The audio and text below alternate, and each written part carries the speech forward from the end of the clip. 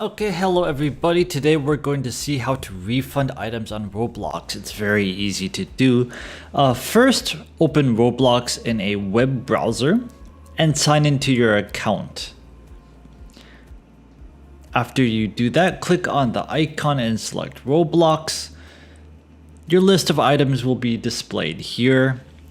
Choose and copy the name of the items you want to refund from your list, as you will need it later when providing details to Roblox. Please note, I haven't made any purchases here, but you should proceed if you have yourself.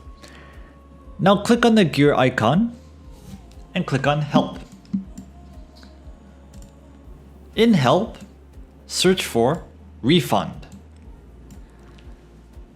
Click on the first option, Unauthorized Charges and Refund Requests. A new page will appear titled Unauthorized Charges Refund Requests. Scroll down to the Additional Help section and click on Need More Help. On the next page, Roblox will ask you for additional information, including personal details. Under the Issue Details, provide the information, the name of the items you want to refund, and click Submit to finish the process. And that is how you refund purchases made using Roblox. If this helped you, leave a like to the video.